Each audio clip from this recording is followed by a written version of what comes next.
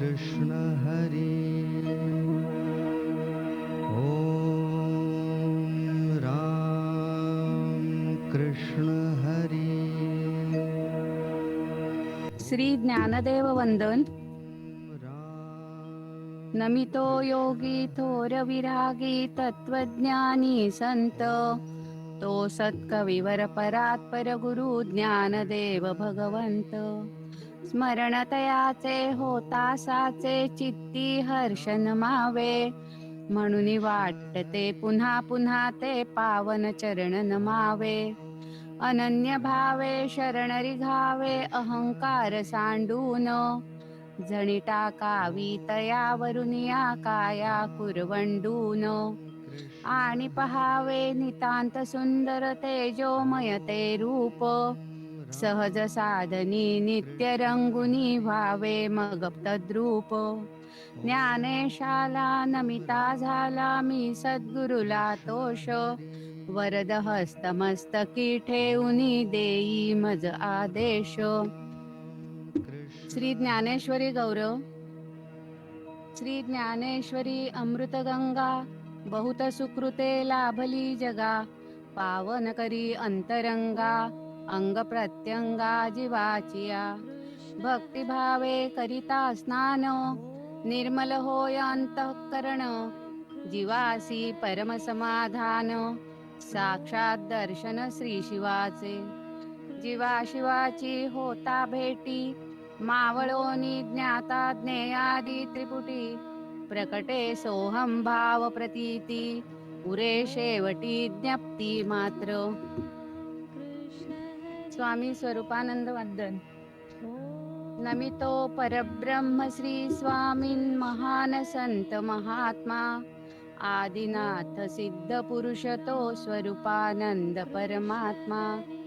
चित्ती स्मरता वाचे वदता स्वामी स्वरूपानंद. आनंदाच्या उसळती लाटा होई परमानंद. परमदयाळा परमकृपाळा परमशांत स्नेहाळा. प्रियंवद कुळी अवतरे पावसी कैवल्याचा पुतळा. अहंकार सांडुनी धरावे पावन श्री गुरुचरण. श्री गुरुवरुनी टाकावी की काया कुरवंडून. नयन मनोहर स्वरूप सुंदर वारंवार पहावे. श्री गुरुनामी नित्य अंतरी निशिदिनी रंगुनी जावे. जसे अलंकापूर तसे ते पावस भूवैकुंठ. सोहम भावनांद तो तिथे स्वरूप शांती दूत. स्वरूपानंदा नमिता झाला प्रसन्न नारायण. प्रसन्न होता प्रसन्न चित्ता प्रसन्नता संपूर्ण. नमितो परब्रह्म श्री स्वामीन महान संत महात्मा. आदिनाथ सिद्ध पुरुष तो स्वरूपानंद परमात्मा. ओम स्वस्ति श्री गणेशाय नमः. ओम श्री सरस्वत्यै नमः. ओम नमः श्री परमहंस स्वादित चरण कमल चिन्मकरंदाय भक्तजनमानस निवासाय श्री रामचंद्राय नमामि सद्गुरुं शान्तं सच्चिदानंद विग्रहम् पूर्ण ब्रह्म परानंद मीशमालंदि वल्लभम्. ओम पूर्णमदः पूर्णमिदं पूर्णात् पूर्णमुदच्यते पूर्णस्य पूर्णमादाय पूर्णमेवावशिष्यते. ओम शांतिः शांतिः शांतिः. अकारण करुणा वरुणालय भगवंताच्या असीम कृपेने साधकांचे मायबाप कैवल्य सम्राट चक्रवर्ती संत सम्राट विश्वमौली ज्ञानोबा यांच्या वाङ्मयीन अपत्याचं अर्थात ग्रंथराज ज्ञानेश्वरीचं यथामती चिंतन करण्याकरता आपण प्रवृत्त झालेलो आहोत आणि तृतीय अध्यायाचं आपलं चिंतन चाललेलं आहे. यामध्ये कर्मयोगाचा आपला विचार चाललेला आहे. भगवंताने अर्जुनाला देह तादात्म्यवान न होता सर्व इच्छांचा त्याग करून आपण कर्म करावं असा विचार व्यक्त केलेला आहे. निष्काम कर्मयोगाचा विचार सांगितलेला आहे. आणि एकंदरीत आतापर्यंत मी जे काही मत माझं व्यक्त केलेलं आहे, अर्थात जो मी विचार सांगितलेला आहे, त्या विचाराप्रमाणे जे आचरण करणारे आहेत ते सर्व कर्मबंधापासून मुक्त होतात.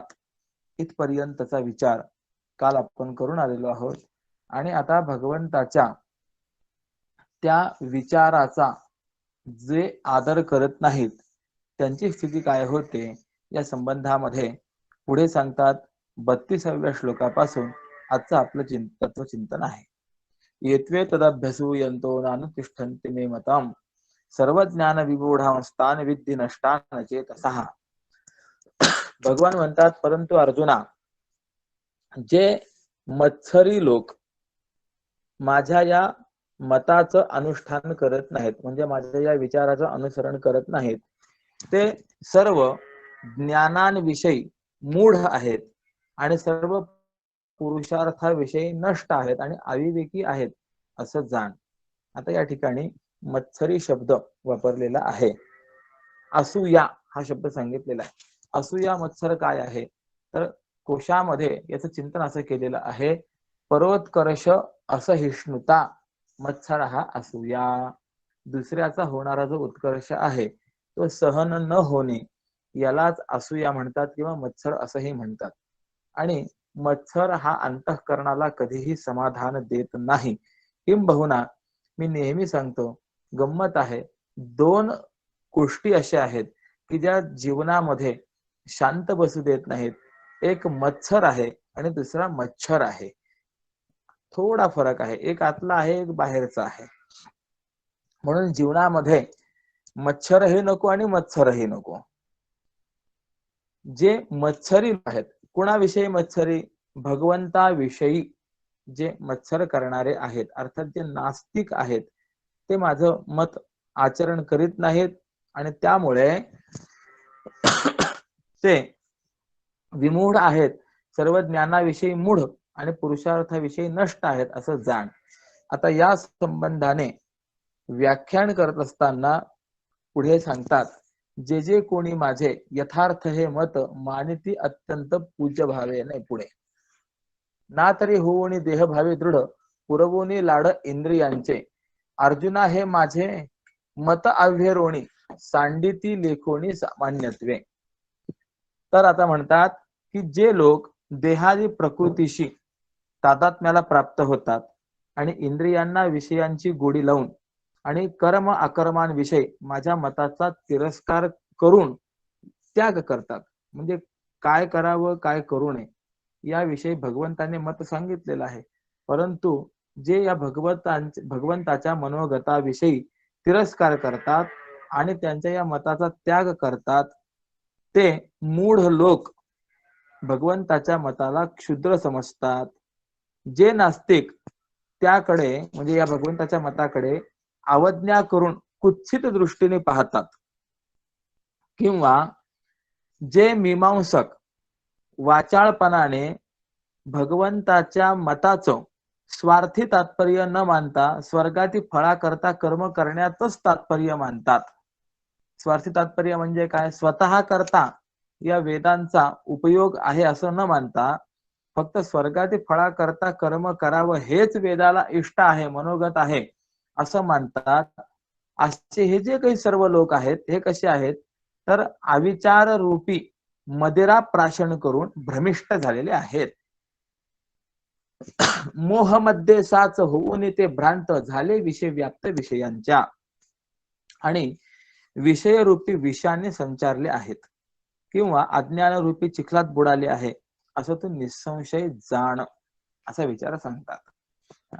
पित्वा मोहमयीम प्रमाद मदिराम उन्मत्त भूत जगात असं भर्तृहरीने देखील एक ठिकाणी म्हटलेलं आहे की संपूर्ण जग जे आहे हे मोहरूपी मदिरा प्राशन करून उन्मत्त झालेलं आहे. काय करावं काय करू नये हे काहीही त्यांना कळत नाहीये. जसं बघा म्हणे की देखे शवाच्या हाती धले, जैसे का रत्न वाया गेले, ना तरी जात्यंधा पाहिले प्रमाण नोहे. की प्रेताच्या हातामध्ये रत्न दिलं तर ते तसं वाया जातं, किंवा जो जन्मांध आहे त्याला सूर्याचा उदय झाला किंवा सूर्योदय होतो सूर्यास्त होतो हे तसं खरं वाटत नाही, किंवा चंद्राचा उदय जैसा उपयोगा न वचे वायसा. प्राण्यांमध्ये एक 2-3 प्रकार आपल्याला पाहायला मिळतात. दिवांधा प्राणिन केचित, रात्रावंधा सथा परे, केचित दिवा तथा रात्रौ, प्राणिनस तुल्य दृष्टयः. काही प्राणी असे आहेत दिवा अंध आहेत, दिवसा त्यांना काही दिसत नाही. घुबड जर आपण पाहिलं तर याला दिवांध म्हणतात, म्हणून त्याला दिवा भीत असंही म्हटलं गेलेलं आहे. घुबड प्रायः दिवसा बाहेर पडत नाही कारण की त्याला काही दिसत नाही, हे दिवांध आहेत. काही रात्री आंधळे असतात. रात्री आंधळे कोण आहेत या संदर्भामध्ये कावळा हे मुख्य उदाहरण आहे, आणि त्यानंतर आपला देखील नंबर त्यांच्यामध्येच लागतो. दिवसा आपल्याला दिसतं परंतु रात्री आपल्याला दिसत नाही. काही असे आहेत की रातांधळ त्यांना आहे. त्यानंतर केचित दिवा तथा रात्र प्राणिनस तुल्य दृष्टयः. काही प्राणी असे आहेत की दिवसा आणि रात्री त्यांना समान दृष्टी आहे. मांजर, वाघ, सिंह, गाय, बैल इत्यादी, घोडा इत्यादी असे प्राणी आहेत, त्यांना दिवसात जेवढं दिसतं, जसं दिसतं रात्री देखील त्यांना तेवढं स्वच्छ आणि अगदी तसं दिसतं. म्हणजे असे 3 वर्ग आहेत की नाही. यामध्ये रात्रीचा अंध म्हणून कावळ्याचं वर्णन केलेलं आहे. चंद्राचा उदय ज्याप्रमाणे कावळ्याला उपयोगी पडत नाही त्याप्रमाणे, म्हणजे आता किती उदाहरणं दिले, 3 उदाहरणं दिले. जन्मांधाला सूर्याचा उदय खरा वाटत नाही, कावळ्याला चंद्राचा उदय उपयोगी पडत नाही, प्रेताच्या हातात रत्न दिलं तर ते त्याला जसं उपयोगी पडत नाही, त्याप्रमाणे मूर्खांना भगवंताने सांगितलेला हा निष्काम कर्मयोगाचा म्हणजे वेदातील प्रवृत्ती निवृत्तीचा जो विचार आहे तो आवडत नाही. म्हणून अर्जुना, असे जे या परमार्थाविषयी विरुद्ध लोक आहेत त्यांच्याशी कोणत्याही प्रकाराने परमार्था संबंधाने भाषण करू नये. म्हणजे ज्यांना भगवंताविषयी, देवाविषयी, धर्माविषयी काही आस्था आहे त्यांनाच तत्वज्ञानाचा, धर्मज्ञानाचा उपदेश करावा. जे याविषयी आसक्त नाही आहेत, आस्था नाही आहेत, त्यांच्याशी परमार्थ संबंधाने बोलू नये असा विचार सांगतात. कारण ते परमार्थाच्या विरुद्धच असतात, म्हणून ते परमार्थाचा उपदेश मानत नाहीत. उलट उपदेश आणि उपदेशक या दोघांचीही निंदा करतात. सांग बरं अर्जुना, पतंग दिव्याला सहन करतात काय? नाहीये. ज्याप्रमाणे किडा जो आहे हा दिव्यावर झेप घेण्याकरता येतो, परंतु नाही, दिवा पाहिला की त्याला विझवण्याचा प्रयत्न करतो, त्याला आलिंगन देण्याचा प्रयत्न करतो. पतंगाने दिव्याला आलिंगन दिलं तर तिथेच त्याला मरण अटळ आहे. त्याप्रमाणे स्वैर विषयांचा भोग जो आहे हा आत्मनाशाला कारण असतो. आता आहे तात्पर्य जे आहे ते मान्य होत नाही. प्रकोपायन शांतये. मूर्खांना जर आपण उपदेश करण्याचा प्रयत्न केला तर त्यातून त्यांना समाधान तर प्राप्त होतच नाही, परंतु तो उपदेश करणाऱ्यालाच तो त्रासदायक ठरत असतो. याकरता पंचतंत्रामध्ये एक सुंदर कथा आलेली आहे की काही माकडं थंडीच्या दिवसामध्ये पळसाचे जे फुलं असतात ते अगदी निखाऱ्याप्रमाणे दिसतात, लाल बुंद असलेले. त्यांना असं वाटलंय की हा निखाराच आहे, म्हणून त्यांनी ते पळसांची फुलं एकत्र केली आणि तो निखारा अधिकाधिक प्रदीप्त व्हावा, त्यातून आपल्याला ऊब मिळावी म्हणून त्या निखारा समजून त्या फुलांनाच फुंकर मारायला लागले. त्यावेळेला त्या झाडावरती 2 पक्षी होते. ते त्यांचा हा मूर्खपणा पाहून हसायला लागले. अरे मूर्खांनो, ते पळसाची फुलं आहेत, तो काही निखारा नाही असं सांगायला लागले. त्यावेळेला एका वृद्ध माकडाने सांगितलं, अरे हे मूर्ख आहेत, परंतु तुम्ही तर शहाणे आहात ना. शहाण्याने मूर्खाच्या नादी लागू नये असं जे म्हणतात, या न्यायाने तुम्ही यांना सांगू नका, उपदेश करू नका. या मूर्खांना उपदेश करून उपयोग होणार नाही. परंतु त्या पक्ष्यांना मात्र काही राहावेना. म्हणून त्या पक्ष्यांनी त्या माकडांना सांगितलं, अरे वेड्यांनो म्हणे, बघा आम्हाला हात नाही, पाय नाही, पण तरी सुद्धा थंडीच्या कालावधीमध्ये आपल्याला संरक्षण असावं याकरता आम्ही आमच्या चुजीने अनेक ठिकाणावरून गवत आणतो, काही चारा वगैरे आणतो आणि सुंदर घरटं बांधून ठेवतो.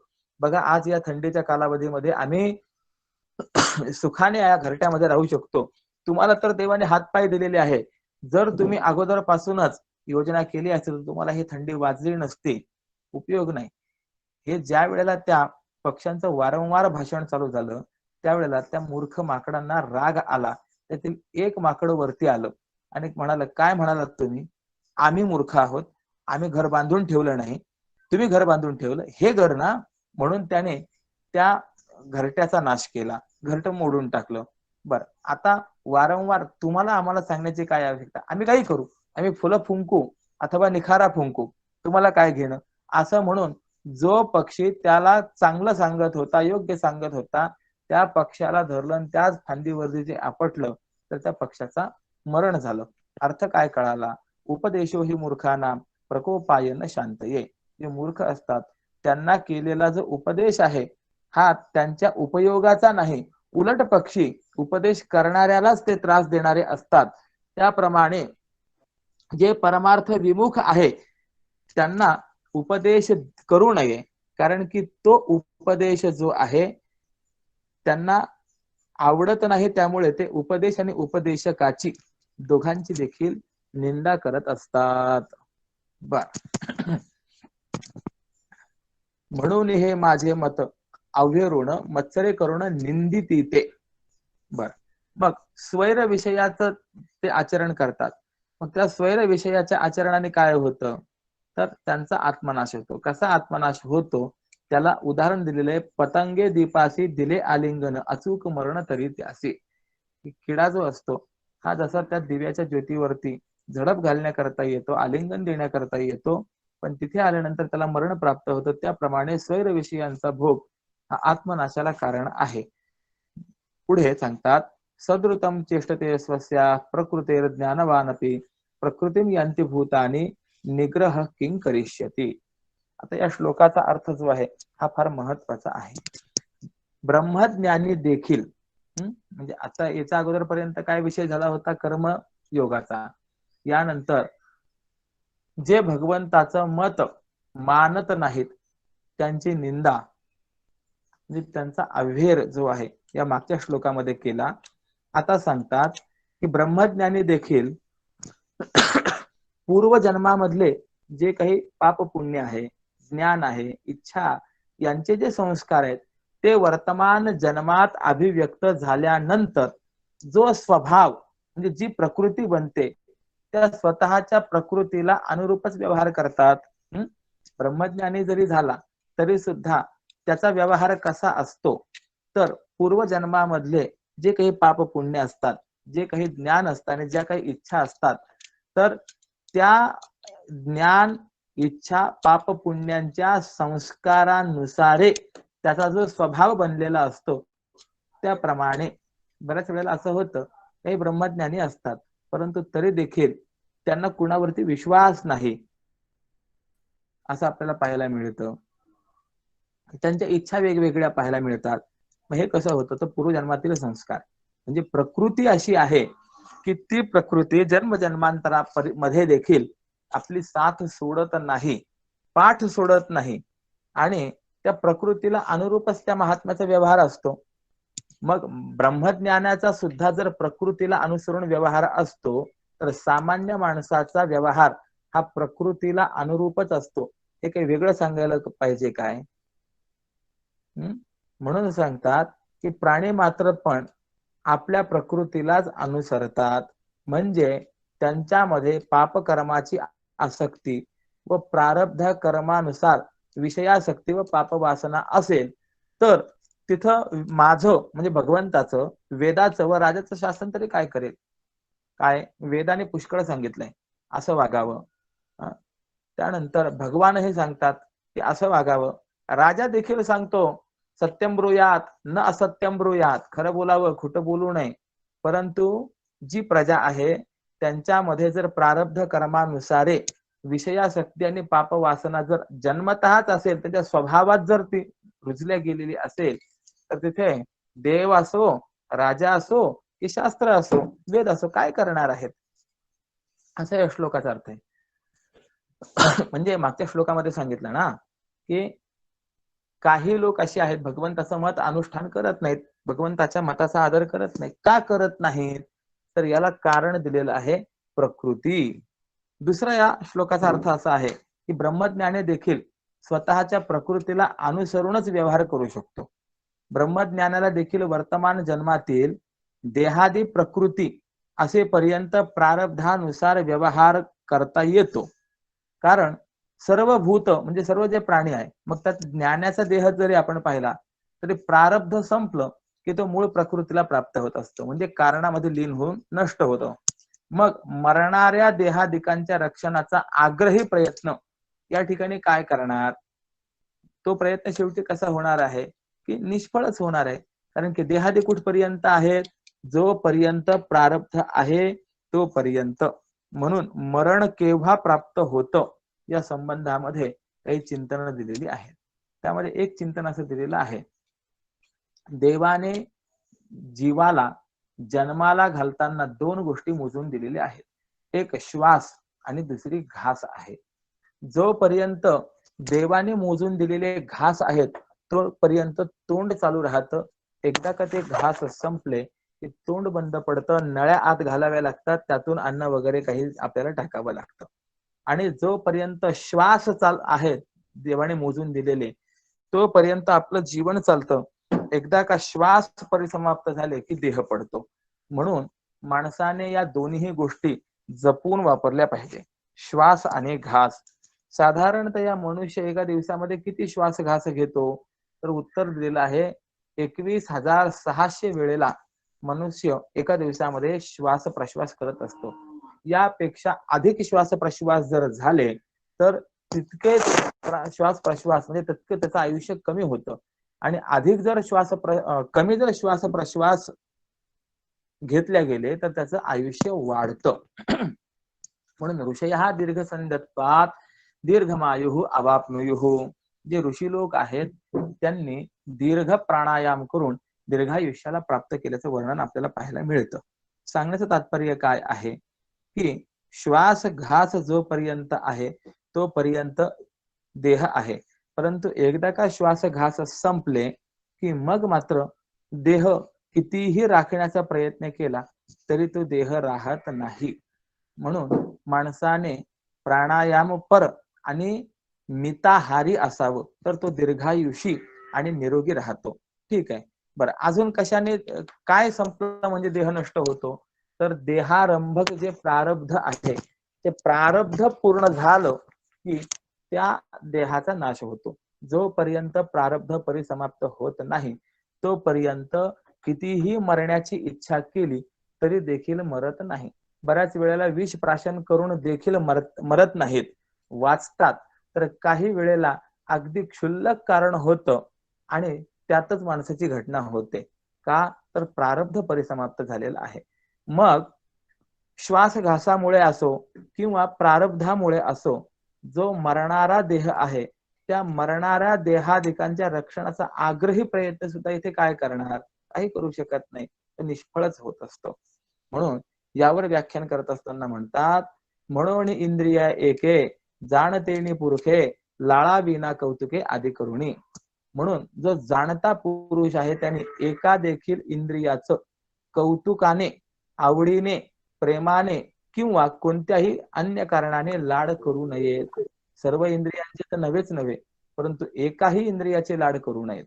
कारण इंद्रियांची लाड करणं म्हणजे काय आहे? तर जणू काही आपल्या मृत्यूचाच खेळ खेळणं आहे.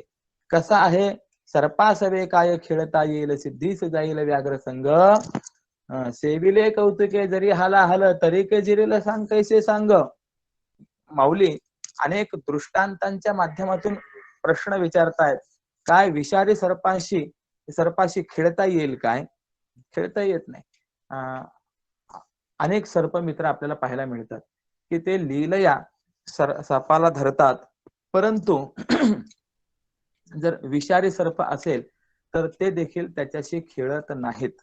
अगदी अलीकडचा प्रसंग जर सांगायचा असेल तर 2020 सालामध्ये आपल्या पावसची प्रवचन आटपून ज्या वेळेला वापस फिरत होतो त्यावेळेला सोबत आलेली जे व्यक्ती होती त्यांच्या घरी आम्ही 1-2 मिनिटं गेलो. तर त्यांचे चिरंजीव हे सर्प मित्र आहेत, धामण वगैरे पकडतात. नुकतीच त्यांनी एक धामण पकडलेली होती, सापाची जात आहे.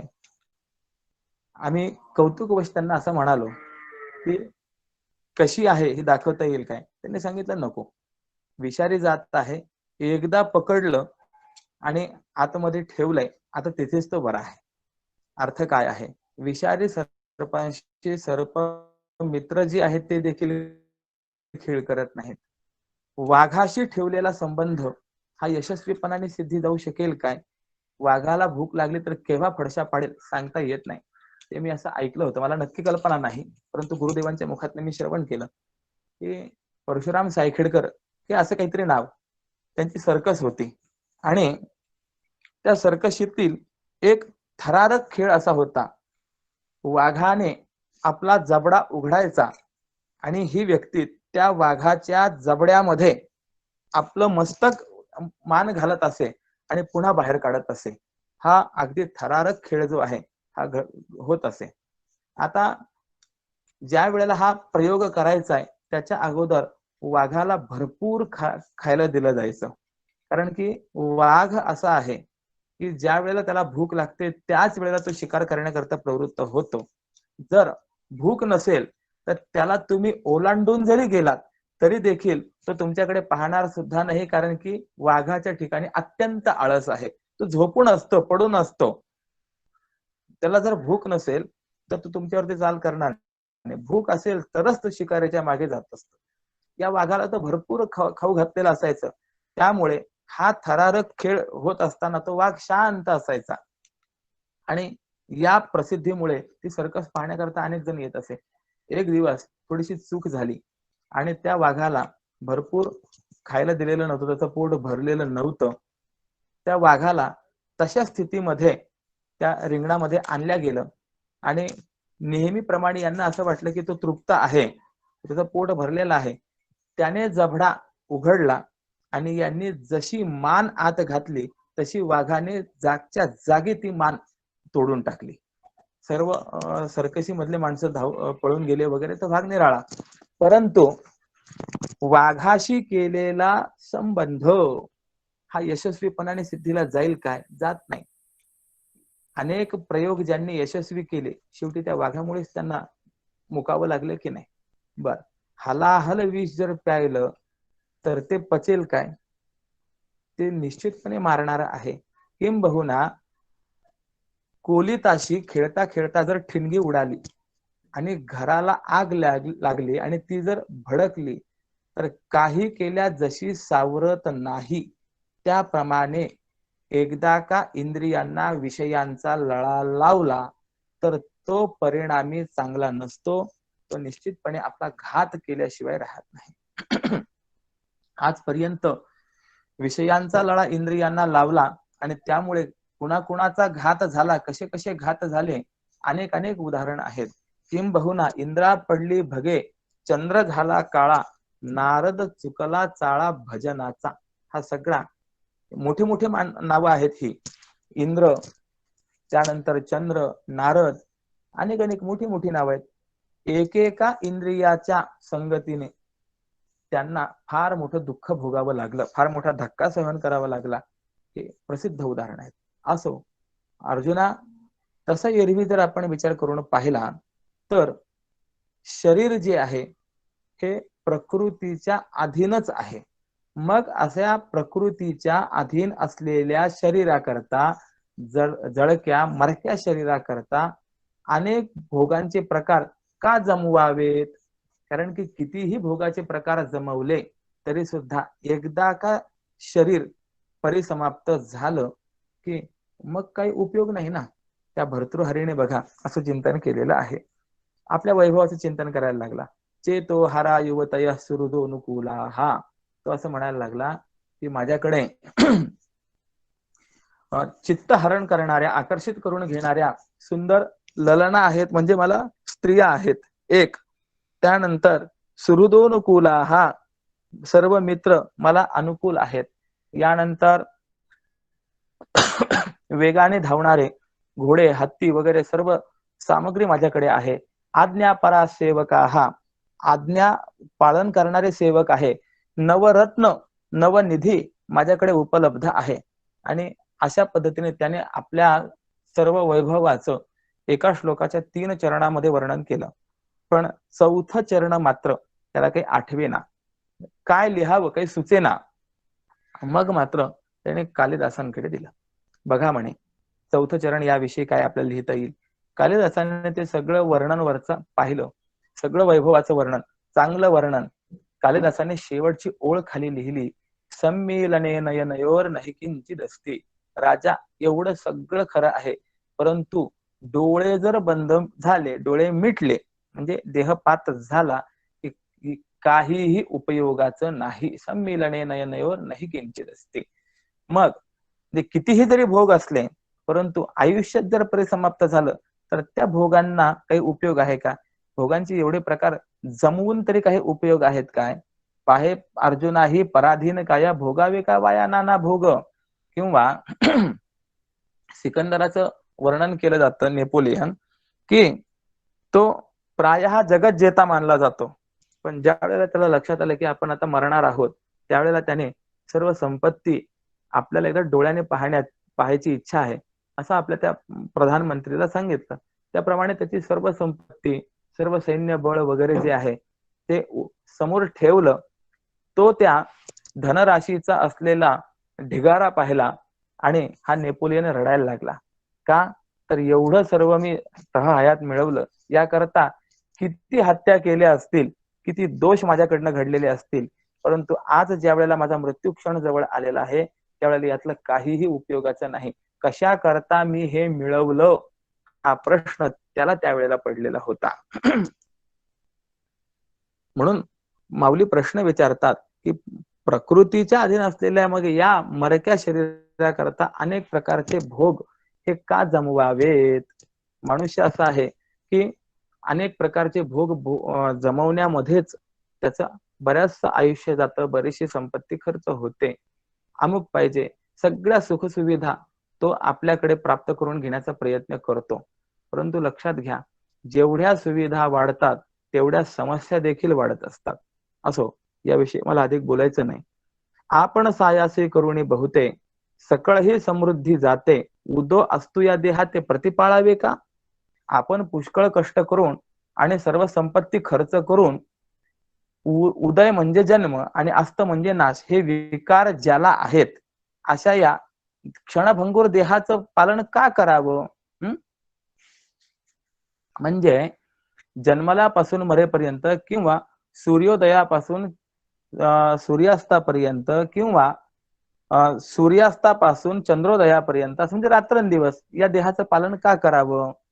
सर्वस्वी शिणोनी येथे अर्धवावी संपत्ती जाते, तेणे स्वधर्म सांडून देहाते पोखावे काय? किंवा या देहात सर्व प्रकारे कष्ट करून नानाविध संपत्ती मिळवायची आणि स्वधर्माचा त्याग करून त्या संपत्तीने केवळ नश्वर देहाचंच काय म्हणून पोषण करावं? या देहाचे, शरीराचे, इंद्रियांचे चोचले का पुरावेत? बरं, हे शरीर म्हणजे काय आहे?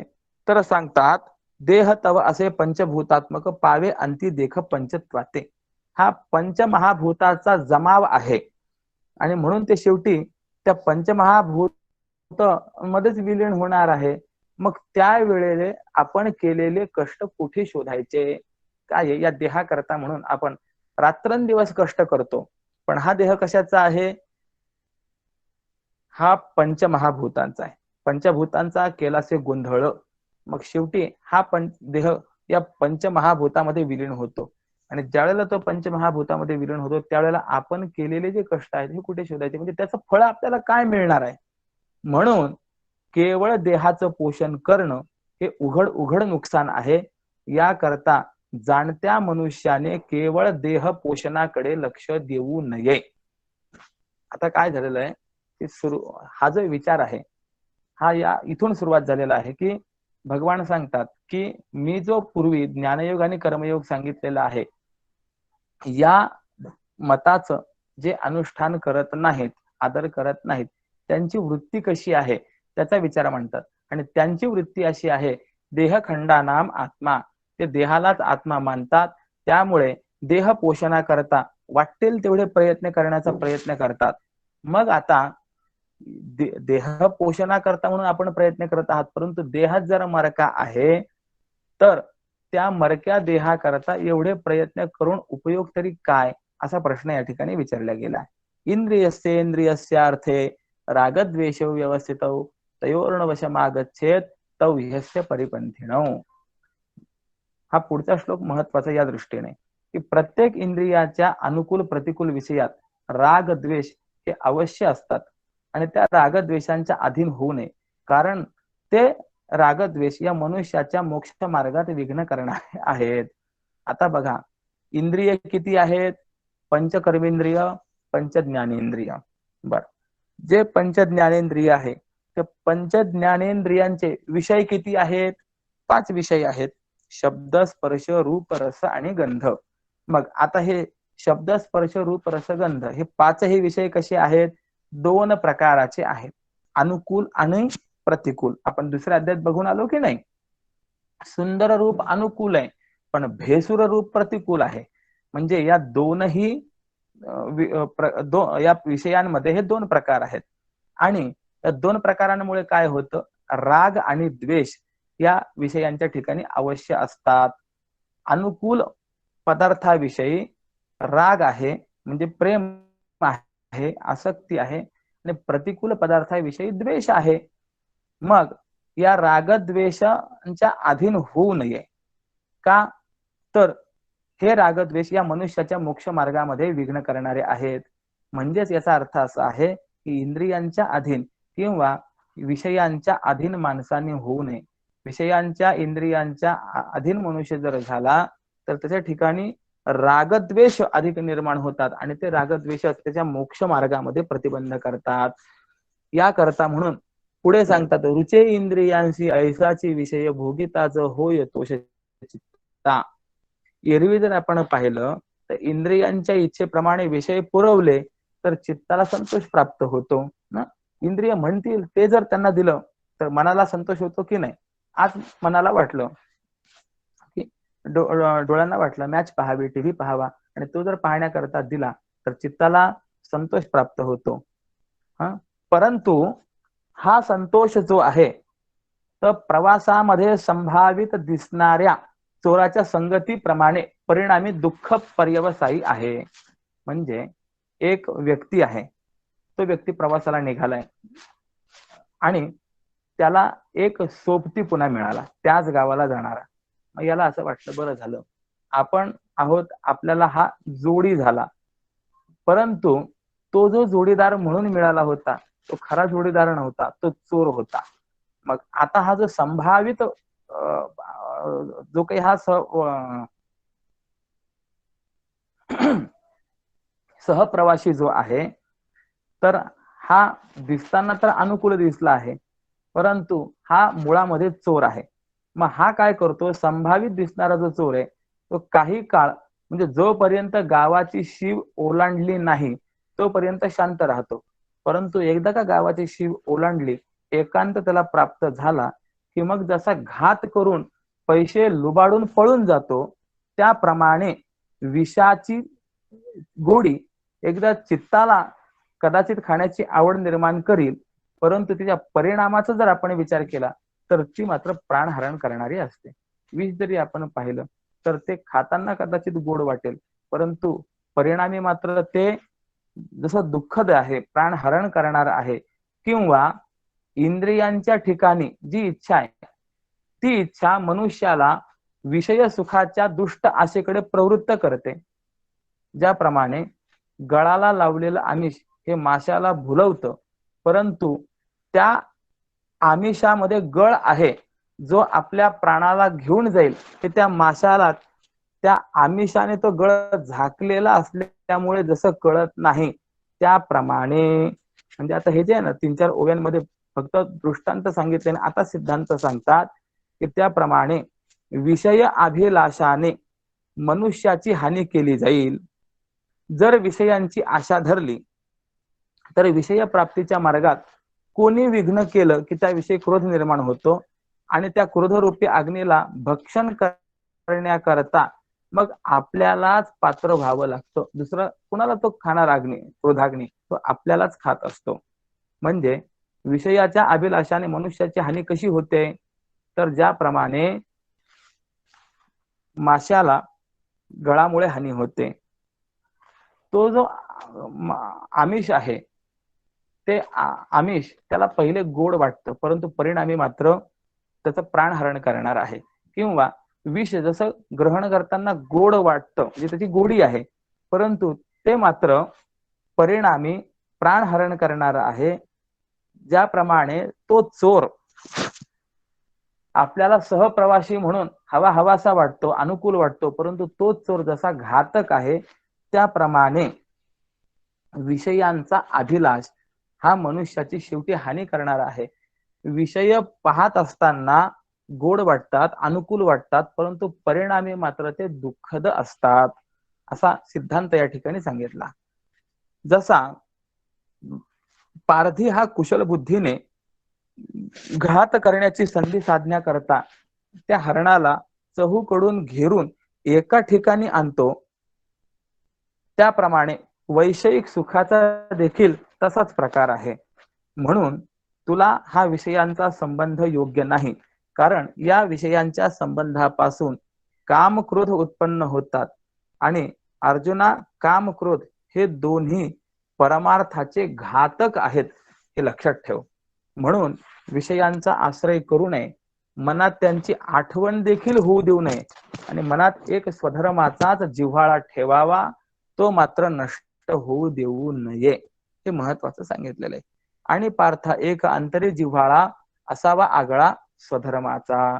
स्वधर्माचा म्हणजे काय, तर वर्णाश्रम धर्माने व्यक्त केलेलं जे आपलं आचरण आहे त्याचा जिव्हाळा अंतःकरणामध्ये असला पाहिजे. का स्वधर्माचा विचार या ठिकाणी करतात, तर सांगतात श्रेयान स्वधर्मो विगुणः परधर्मात स्वनुष्ठितात स्वधर्मे निधनम श्रेयः परधर्मो भयावहः. या श्लोकाची व्याख्या त्याची फार अवघड आहे. स्वधर्म आणि परधर्म म्हणजे नेमकं काय, या संबंधामध्ये इतके मतमतांतर आहेत आणि इतके वादविवाद आहेत की खूप आहेत. म्हणून एक सामान्य अर्थ मी आपणास सांगतो.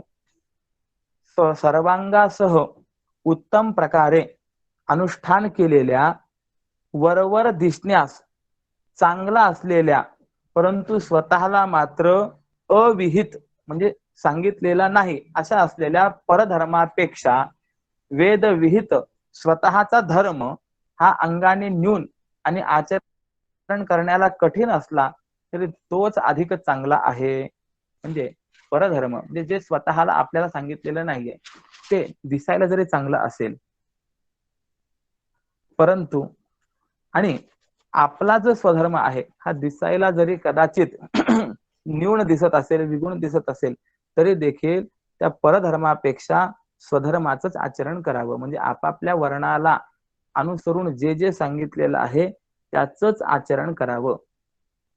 कारण म्हणून परधर्मात राहून जगण्यापेक्षा स्वधर्मात मरण हे आलं तर ते कीर्तिकरही आहे आणि स्वर्ग प्रापक असल्यामुळे चांगलं आहे. परंतु परधर्मामध्ये राहणं मात्र म्हणजे जे आपल्याला विहित नाही त्या पद्धतीने त्या वृत्तीने जगणं हे अकीर्तिकरही आहे आणि नरक प्रापक असल्यामुळे ते भयावह देखील आहे. आता यावर व्याख्यान करत असताना फार बारकाईने व्याख्यान केलेलं आहे. अगा स्वधर्म हा आपुला जरी का कठीण जाहला तरी हाची अनुष्ठेला भला देखे. असं पहा की आपला जो स्वधर्म आहे तो जरी यथासांग आचरण करण्यास कठीण असला तरी त्याचंच आचरण करावं, तर तो कारण तो चांगला आहे. काय आहे की मी जर आता थोडस वर्णात्मक मी बोलतोय की मी जर एक ब्राह्मण असेल तर ब्राह्मणाकरता षट कर्म शास्त्रकारांनी सांगितलेली आहेत. यजन, याजन, अध्ययन, अध्यापन, दान आणि प्रतिग्रह. तर ही जी षटकर्म आहे, ही षटकर्म म्हणजे माझा असलेला स्वधर्म आहे. मग या स्वधर्माप्रमाणे आचरण करीत असताना मला अनेक कष्ट सोसावे लागतात. यानंतर अनेक प्रकारचे दुःख सोसावे लागतात. याच्या तुलनेमध्ये जर मी थोडासा व्यापार व्यवसाय जर पाहिला तर तो मला जरा अनुकूल वाटतो, चांगला वाटतो. बरं, अनेकांनी व्यापार केलेला आहे, व्यापारामध्ये उन्नती देखील लवकर होते, पौरोहित्यामध्ये उन्नती लवकर होईल याची देखील शाश्वती आपल्याला पाहायला मिळत नाही. मग असं असल्यामुळे जर मी माझी ब्रह्मवृत्ती सोडून जर व्यापाराकडे वळालो तर मी परधर्माचा स्वीकार केला असं होईल. मग परधर्म दिसण्याकरता चांगला आहे, सध्या अनुकूल आहे असं जरी असेल तरी मग मी जर ब्राह्मण असेल तर मी मात्र ब्रह्मवृत्तीचा त्याग करून म्हणजे स्वधर्माचा त्याग करून त्या परधर्माचा आश्रय करू नये. कारण मी जर माझी ब्रह्मवृत्ती सोडून ती वैश्यवृत्ती जर स्वीकारली तर अकीर्तिकरही आहे की हे बघा ब्राह्मण असून हे व्यापार करतायत आणि त्याबरोबर ती भयावह आहे असा विचार दिलेला आहे. अर्थात कलियुगामध्ये कुणी काय करावं या संबंधातला हा विचार मी व्यक्त करत नाही.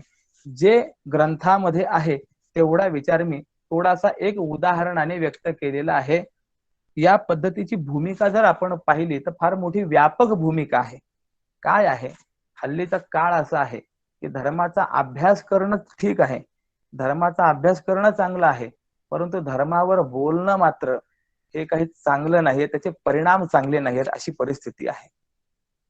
म्हणून पुढे असं सांगतात अनेकाचा धर्म जरी वाटे चांग सोडू नये मार्ग स्वधर्माचा. दुसऱ्याचा धर्म तो काही अंगामुळे दिसण्याला खरोखरी चांगला जरी असला तरी आचरण करणाऱ्याने मात्र आपल्या विहित कर्माचंच आचरण करावं असं सांगितलेलं आहे. आता मध्ये काही ओव्या आहेत परंतु त्यांचा विचार मी या ठिकाणी व्यक्त करू इच्छित नाही. शेवटी चला त्याप्रमाणे स्वधर्माचं आचरण करत असताना कितीही मोठी आपत्ती आली तरी स्वधर्म हा आचरण करण्यास कठीण असला तरी सुद्धा परलोकी तो विपुल सुख देणारा असा आहे. त्यामुळे आपल्याला आपला विहित धर्मच आचरण करणं योग्य आहे. ज्याप्रमाणे की साखर आणि दूध यांचा गोडपणा जगात प्रसिद्धच आहे, परंतु पोटातील या जंतूंच्या रोगामध्ये साखर दुधाचं सेवन हे आरोग्याच्या दृष्टिकोनातून जसं प्रतिकूल आहे, मग अशा प्रतिकूलाचं सेवन करावं का, करू नये. मग असं प्रतिकूल असूनही जर त्याचं सेवन केलं तर तो आग्रहच उरेल, कारण जे आता गोड ते परिणामी हितकर होणार नाही. म्हणून जर हिताचा विचार करायचा असेल तर इतरांना जे कर्म विहित आणि आपल्याला जे अविहित आहे ते करू नये. म्हणजे दिसण्याकरता चांगलं दिसतं, ते वाटतं गोड, परंतु प्रतिकूल आहे. ज्याप्रमाणे साखर गोड आहे, प्रायः आवडणारी आहे, परंतु ज्याला डायबिटीस झालेली आहे त्याच्याकरता ती अनुकूल आहे की प्रतिकूल आहे, त्याच्याकरता ती प्रतिकूल आहे. सर्वांकरताच ती अनुकूल आहे असं नाहीये. मग त्याप्रमाणे विशिष्ट एखादं कर्म जे ज्याला विहित सांगितलेलं आहे त्याच्याकरता ते चांगलं आहे, परंतु ज्याला विहित सांगितलेलं नाही त्याच्याकरता मात्र ते प्रतिकूल आहे. मग ज्याच्याकरता ते प्रतिकूल आहे त्याने त्याचं आचरण करावं काय, करू नये. ज्याप्रमाणे यांनी उदाहरण दिलेलं आहे, साखर चांगली आहे परंतु डायबिटीस ज्याला झालेली आहे त्याच्याकरता ती जशी चांगली नाहीये आणि ती जर त्याने सेवन केली तर त्याला जसा त्रास होण्याची संभावना आहे, दुःख होण्याची संभावना आहे, त्याप्रमाणे इतरांना जे विहित कर्म आहे म्हणजे जो परधर्म आहे तो जरी दिसताना चांगला दिसत असेल तरी आपल्याला जर तो अविहित असेल तर मग मात्र त्याचं आचरण करू नये. बर, ह्यावर म्हणजे ह्या स्वधर्म आणि परधर्मावरती इतका विचार केल्यानंतर निर्णय हाच येतो की स्वधर्माचं आचरण करीत असताना आयुष्याचा नाश झाला तरी पण तो नाश इहलोक आणि परलोकामध्ये चांगला दिसतो, अशा पद्धतीचा विचार या ठिकाणी मांडलेला आहे. अर्थात प्रत्येकाला जे विहित कर्म शास्त्रकारांनी सांगितलेलं आहे तेच कर्म करावं, अशा पद्धतीचा निश्चय, निर्णय, निर्धार या ठिकाणी भगवंतांनी व्यक्त केलेला आहे. ऐसे समस्त सुरशिरोमणी बोलिले जेथ शारंग पाणी तेथ अर्जुन म्हणे विनविणे ऐसे देवा.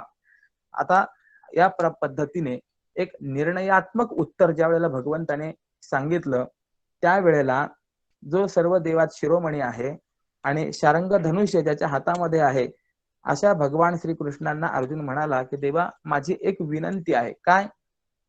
जे तुम्ही आतापर्यंत सांगितलं ते मी चांगल्या प्रकाराने ऐकलं आहे परंतु आता मला जे विचारण्याची इच्छा आहे, मला जे अपेक्षित आहे ते मी विचारेन, तेवढं मला कृपा करून सांगा. आणि म्हणून अर्जुन आता प्रश्न विचारतोय. अर्जुन उवाच अथ केन प्रयुक्तोयम पापम चरति पुरुषः अनिच्छन्न विवार्ष्णेय बलादिव नियोजितः.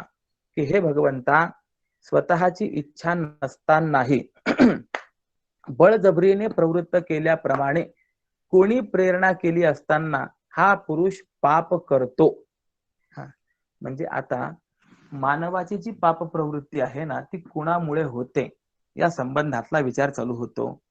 हे क्रमाने आलेलं आहे की आपण पाहिलं की पाप करू नये हे चांगलं आहे, परंतु आणि बऱ्याच वेळेला असं होतं की पाप करण्याची इच्छाही नसते तरी सुद्धा त्याच्याकडनं बळजबरीने करविल्याप्रमाणे पाप घडतं. तर मग आता हे पाप कोण करवित हा प्रश्न आहे. काय आहे या संबंधामध्ये बराचसा काही विचार आहे. काही जणांचं असं मत आहे पापकर्म अथवा पुण्यकर्म पापकर्म अथवा पुण्यकर्म दोन्ही देखील जे आहेत भगवान करवतात, असं काहींचं मत आहे. या संबंधामध्ये महाभारतामध्ये आलेलं दुर्योधनाच्या मुखातलं वाक्य सांगतो. जानामि धर्मम नच मे प्रवृत्ती जानाम्य धर्मम नच मे निवृत्ती केनापि देवेन हृदय स्थितेन यथा नियुक्तोस्मी तथा करोमि. तो दुर्योधन म्हणतो की मी धर्म जाणतो, धर्म कसा असतो ते मला कळतं, पण तरी देखील मी त्या धर्माचरणामध्ये प्रवृत्त होत नाही. आणि जानामि अधर्मम नच मे निवृत्ती, मी अधर्मही जाणतो परंतु त्या अधर्मापासून परावृत्त व्हावं असं मला वाटत नाही किंवा परावृत्त होत नाही. म्हणजे धर्म जाणूनही त्यामध्ये प्रवृत्ती नाही, अधर्म कळूनही त्यापासून परावृत्त नाहीये. असं का होतं? तर त्यांनी सांगितलं केनापि देवेन हृदय स्थितेन यथा नियुक्त तथा करोमि. माझ्या हृदयामध्ये कोणती तरी एक अशी अदृश्य शक्ती आहे की त्या शक्तीने जशी मला आत्मप्रेरणा दिली तसं मी करतो. मग आता प्रश्न निर्माण होतो की ही अदृश्य शक्ती कोणती? तर ही अदृश्य शक्ती म्हणजे असलेला देव आहे, परमात्मा आहे. म्हणजे थोडक्यात अर्जुनाने पाप पुण्याची प्रेरकता ही कुणाकडे दिलेली आहे? देवाकडे दिली. देवच पुण्य करवतो आणि देवच पाप करवतो. मग असा प्रश्न निर्माण होतो, देवच जर पाप पुण्य करवणारा आहे तर देवाने पुण्यच फक्त करवून घ्यावं ना, देवाने पाप का करवावं?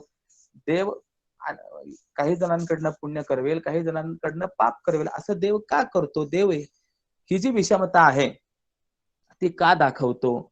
तर त्याचं उत्तर आता पुढे मिळणार आहे. तर ह्या प्रश्नाच्या अनुषंगाने अर्जुनाने विचारलेलं आहे. देवा तरी देवा हे ऐसे कैसे जे ज्ञानियांची ही स्थिती भ्रंशे मार्ग सांडून अनारिसे चालत देखो. देवा असं का घडतं रे की शहाण्यांची सुद्धा अवस्था बिघडते आणि हे शहाणे लोक देखील सन्मार्ग सोडून भलत्याच मार्गाने चालत असलेले दिसतात. काही वेळेला असं होतं ना, चांगला विद्वान महात्मा असतो परंतु तो देखील करू नये ते करण्याकरता प्रवृत्त होतो. का चांगला मनुष्य, शहाणा मनुष्य परंतु भ्रष्टाचार करण्याकरता प्रवृत्त होतो. असं का होतं देवा सांगा? किंवा सर्वज्ञ हे जे होते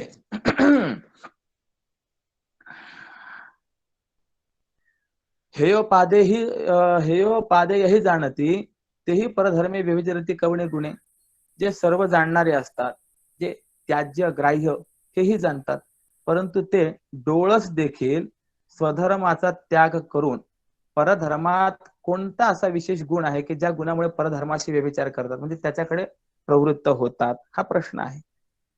त्यांना चांगलं कळतं, काय घ्यावं काय सोडावं हेही कळतं, आणि असे डोळस असताना सुद्धा ते स्वधर्माचा त्याग करून आपल्याला जे अविहित आहे त्यामध्ये प्रवृत्त होतात. असं का होतं? बीजा आणि भूसा अंध निवडून नाही द्यायचा. नय निवडता बीज आणि भूस जसे आंधळा असे सर्व थैव. धान्य आणि भूस यांच्यातला भेद आंधळा जाणत नाही, हे ठीक आहे, परंतु डोळस देखील मनुष्य भूस आणि बी यांच्यातलं अंतर जाणत नाही, भेद जाणत नाही, असं मान्य करता येईल का? नाही. मग असा असताना सुद्धा तो धान्य आणि भुसात भेद नाही असं का बरळतो, हा प्रश्न निर्माण होतो. म्हणजे चांगलं वाईट त्याला कळतं तरी सुद्धा तो वाईटाकडे प्रवृत्त का होतो, हा प्रश्न आहे. जे लोक असलेला स्त्री पुत्रांचा संग टाकून देतात तेच परत स्त्री पुत्रांचा संग करूनही तृप्त होत नाही. किंवा जे वनात राहणारे तेच पुन्हा लोकांनी गजबजलेल्या नगरामध्ये येऊन राहतात.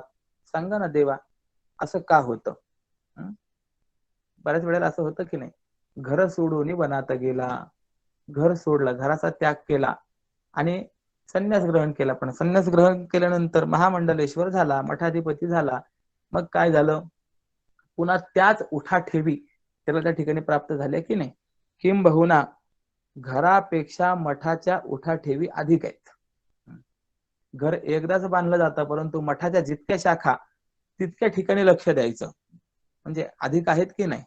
मग जर वैराग्यपूर्वक घर सोडून गेला होता तर मग पुन्हा या मठांच्या उठाठेवीमध्ये का अडकला? अनेक प्रश्न असे निर्माण होतात.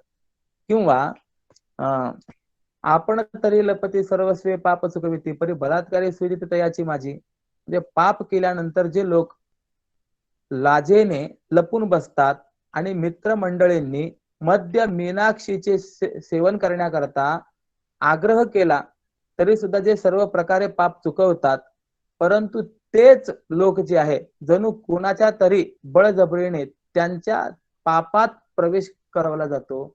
म्हणजे असे जे चांगले माणसं असतात ना, की जे बळजबरीने सुद्धा बोलवल्यावर येत नसत, परंतु तेच माणसं मात्र भविष्यामध्ये पुढच्या काळामध्ये त्याच पापामध्ये प्रविष्ट झालेले आपल्याला पाहायला मिळतात.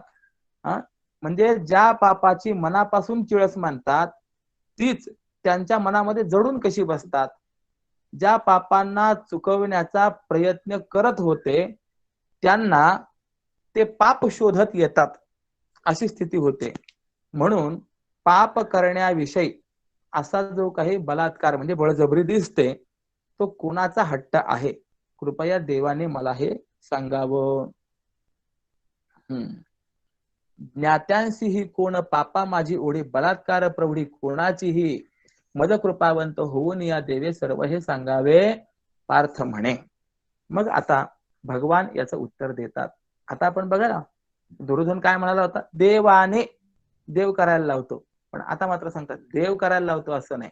देवाने उत्तर जे दिले ते फार महत्वाचं उत्तर दिले. देव कुठे असं म्हणत नाही की पापही मी करायला लावतो पुण्य मी करायला लावतो. नाही नाही नाही, पाप कसं होतं? भगवान म्हणतात काम एष क्रोध एष रजोगुण समुद्भव महाशनो महापाप्मा विद्येन मिह वैरिणाम. की रजोगुणापासून निर्माण झालेला काम हा पापात प्रवृत्त करणारा आहे, हा क्रोध आहे. आणि हे दोघे काम क्रोध जे आहेत हे अतिशय खादाड आहेत, महापापी आहेत. म्हणून अर्जुना तू या दोघांना काम क्रोधांना शत्रू मान. समस्त परमार्थामध्ये विघ्नभूत असलेले हे कामक्रोध आहेत. मग आता या कामक्रोधांचा जो विचार आहे तो सांगतात. कसे आहेत? तरी हे कामक्रोध पाहि जया ते कृपेची साठवण नाही, हे कृतांताच्या ठाई माने जाते. हे कामक्रोध असे आहेत की ज्यांच्या ठिकाणी कृपेची साठवण नाही, कुणावरही ते दयामाया करत नाही, कुणालाही सोडत नाहीत. म्हणून हे जे आहेत हे दोन्ही यमाच्या ठिकाणीच मानावेत. यम कसा आहे? निष्ठुर आहे. यम कुणाविषयी सुद्धा दया माया दाखवत नाही. म्हणून त्या यमलोकातील पाहुणचाराचं वर्णन आहे. मारिती झोडिती तोडिती निष्ठुर यमाचे किंकर बहुसाल. अनेक वर्षापर्यंत जसं पाप असेल, जितकं पाप असेल तितकं हे यमाचे किंकर जे आहेत मारतात, झोडतात, तोडतात.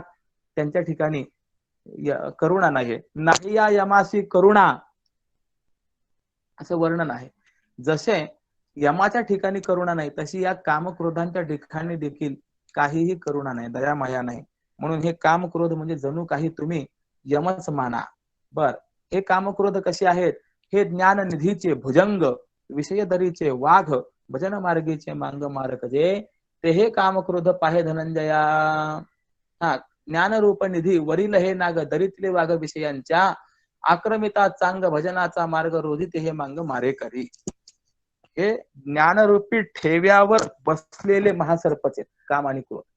काय आहे माहितीये का? पूर्व काळी धन गाडून ठेवलेलं जायचं आणि त्या धनाच्या विषयी आसक्ती मनामध्ये ठेवूनच जर देहांत झाला तर तो मृत झालेला जो व्यक्ती आहे त्याला पुढे सर्पयोनी प्राप्त होते असं चिंतन आहे. आणि धनाच्या विषयी आसक्ती असल्यामुळे तो सर्पयोनीला प्राप्त झालेला कुठे जातो? त्या धनाच्या जवळच जातो. बर, धनावर बसून राहतो. गंमत काय आहे? धनावर फक्त बसून राहतो,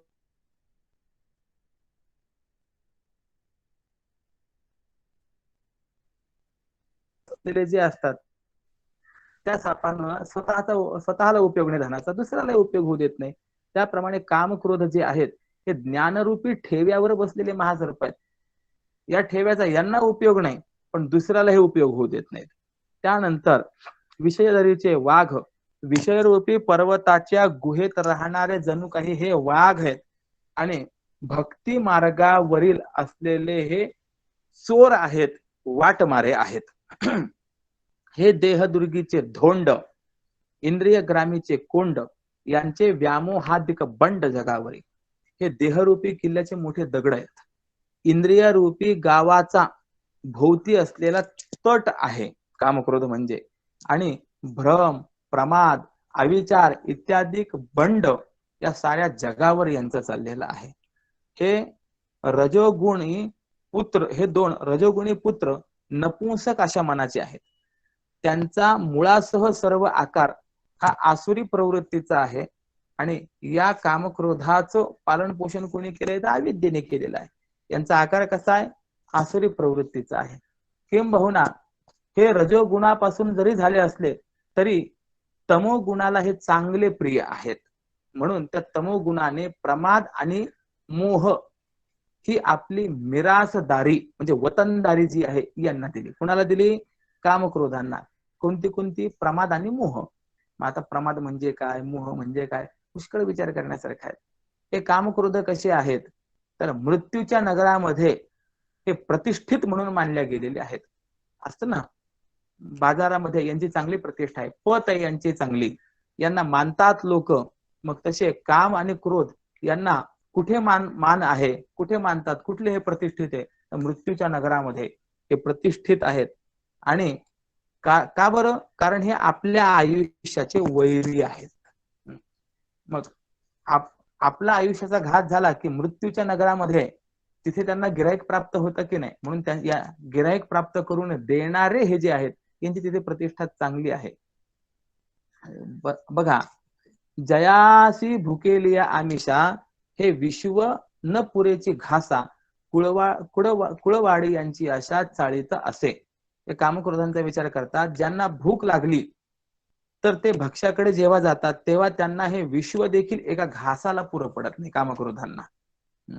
अशा ज्या भोगाच्या प्राप्तीचा उपाय अशक्य व अज्ञात आहे आणि जे भोग भविष्य काळात कदाचित प्राप्त होतात किंवा होत नाहीत त्या भोगांच्या इच्छेला आशा असं म्हणतात. ही आशा यांचे ते नाशकारक उद्योग धंदे चालवित असते. या कामक्रोधाचे धंदे चालवण्याचं काम कोण करतं? आशा करते. त्यानंतर ही आशा कशी आहे की जिने खेळत खेळत मुठीत धरलं तर 14 भुवनही तिच्या मुठीच्या मानाने लहान आहेत. आशेने आशा केली तर काय, 14 भुवनांची आशा सुद्धा थोडी वाटते. म्हणजे या आशेच्या मुठीमध्ये 14 भुवन आहेत की नाही, लहान वाटतात. आणि अशी जी भ्रांती आहे ती या आशेची एकुलती एक लाडकी आणि खादाड धाकटी बहीण आहे.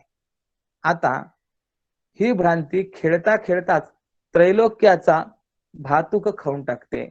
म्हणजे मुलींच्या खेळामध्ये शिजवलेला थोडासा भात तशी ती पटकन खाल्ला म्हणून खाऊन टाकते ना, त्याप्रमाणे ही भ्रांती जी आहे खेळता खेळता त्रैलोक्याचं भातुक खाऊन टाकते.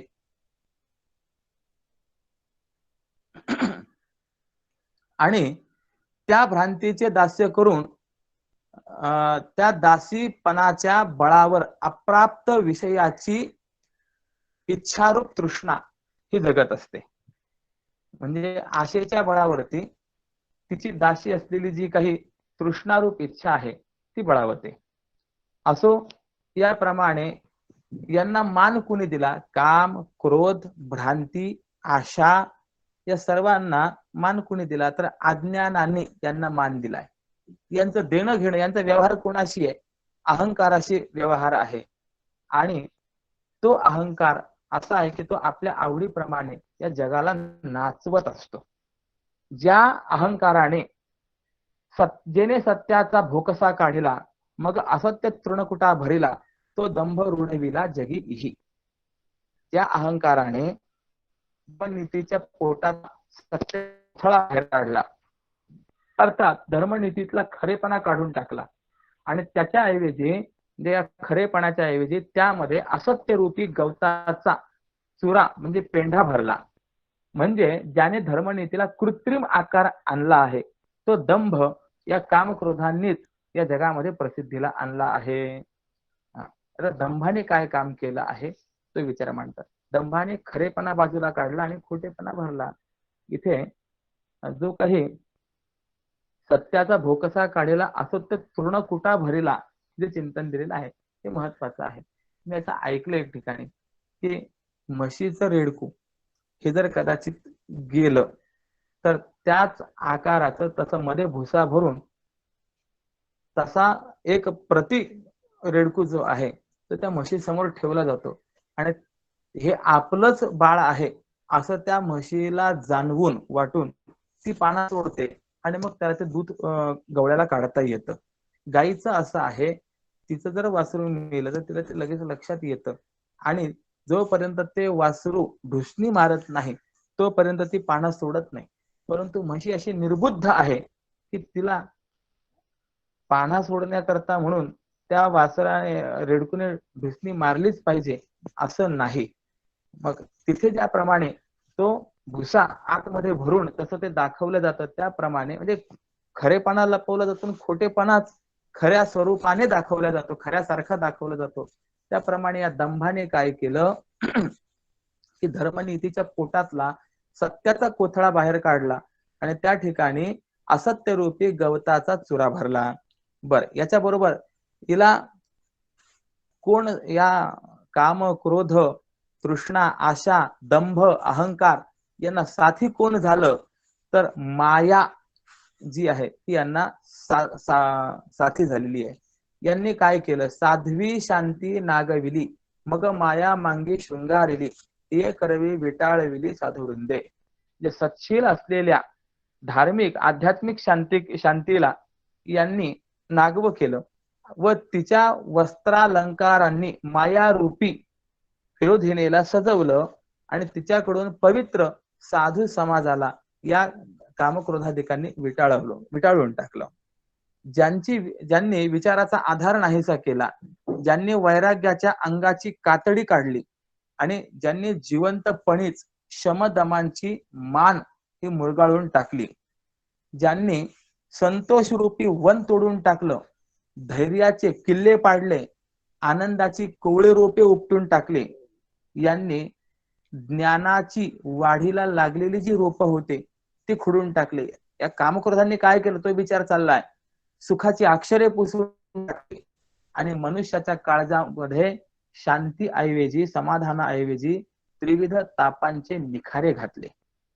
हे कामक्रोध शरीराबरोबरच उत्पन्न झाले, अंतःकरणामध्ये जडून बसले, परंतु ब्रह्मादिक देवांना सुद्धा शोध करूनही हे कामक्रोध अंतःकरणामध्ये नेमके कुठे आहेत हे सापडले नाही. थोडासा विचार करा. आज विज्ञान बरंच पुढे गेलेलं आहे. आपल्या शरीरातील बारीक बारीक स्नायू नसा देखील आपल्याला दिसतात. इतकं विज्ञान पुढे गेलेलं आहे. परंतु त्या विज्ञानाला विचारा, या शरीरामध्ये मन कुठे, चित्त कुठे, बुद्धी कुठे, काम कुठे, क्रोध कुठे, सांगता येईल का, दाखवता येईल का? हा काम आहे, हा क्रोध आहे, असं तर असतं ना महाराज. तर जसा शरीरातला एखादा अवयव काढून टाकता येतो, तसा ऑपरेशन करून कामही काढून टाकता आलं असतं आणि क्रोधही काढून टाकता आला असता, परंतु दिसतच नाही. तर काय करणार? विज्ञानाला दिसत नाही यात नवल नाही. माऊली सांगतात की ब्रह्मादिकांना देखील हा काम क्रोध दिसत नाही. मग इतरांची काय कथा? का दिसत नाहीत? तर हे जीव चैतन्याच्या शेजारी असलेल्या अंतःकरणाच्या घरात राहतात आणि भौतिक शास्त्र शिकून संपादिलेल्या ज्ञानाच्या एका ओळीत राहतात, म्हणजे रांगेत राहतात. म्हणून मूर्ख लोकांमध्ये असलेल्या कामक्रोधांपेक्षा ज्ञानी लोकांना असलेले कामक्रोध व्यक्ती, समाज व राज्य यांच्या सांभाळासाठी उपयुक्त असलेल्या धर्म, नीती, भक्ती व अध्यात्म ज्ञान ह्या महामूल्यवान तत्वांचा महाविध्वंस करण्यास प्रवृत्त होतात. अज्ञानाच्या ठिकाणी असलेले कामक्रोध तितके घातक नाही, परंतु ज्ञानाच्या ठिकाणी असलेले जे कामक्रोध आहेत हे फार घातक ठरतात. आणि म्हणून ते जे आहेत ते कुणालाही आणि कशानेही आवरत नाहीत. काय या कामक्रोधांचा प्रभाव आहे? तर सांगतात, हे जळे विण बुडविती, आगी विण जाळती. हे पाण्या वाचून बुडवतात, अग्नी वाचून जाळतात आणि प्राण्याला सुगावा लागून न देता त्याला गिळून टाकतात. कामक्रोध असे शस्त्रा वाचून संधी साधून मारतात, दोरा वाचून बांधतात आणि शहाण्या लोकांना, म्हणजे जे ज्ञानवान म्हणवले जातात, त्यांना तर पैजेचा विडा उचलून ठार करतात. त्यांना ठार करण्याचा ते विडाच उचलतात. हे कामक्रोध असे की चिखला वाचून रोवतात, पाशा वाचून अडकवतात आणि हे सर्वांच्या आत गूढ रूपाने राहत असल्यामुळे कुणाच्याही अधीन होत नाही. आपल्याला बाहेरच्याला अधीन करता येतं, परंतु आतल्याला अधीन करता येत नाही. ही गंमत आहे. कसं आहे? धूमेनाव्रियते वह्निर्यथा दर्शो मलेन च यथोल्बेनावृतो गर्भस्तथा तेनेदमावृतम. ज्याप्रमाणे धुराने अग्नी, मळाने आरसा आणि जाराने गर्भ झाकला जातो, त्याप्रमाणे कामाने हे ज्ञान झाकल्या गेलेलं आहे. यावरती व्याख्यान करता म्हणतात, सदा सर्व काळ चंदनाची मुळे भुजंगे वेढिली असे जैसे, किंवा जैसे नित्य गर्भस्था लागोनी असे गवसनी वेष्टनाची. की ज्याप्रमाणे चंदनाच्या मुळाला सर्प हे वेढून घेतात, किंवा गर्भात असलेल्या प्राण्याला जाराची खोळ म्हणजे आवरण असतं, किंवा सूर्य कधी प्रकाशापासून नसतो, आहुती भक्षण करणारा अग्नी धुरावाचून कधी नसतो.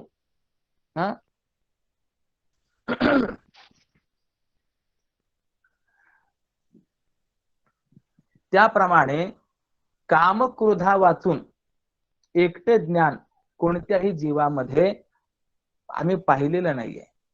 जसं कोंड्याने झाकलेलं बी उत्पन्न होतं, त्याप्रमाणे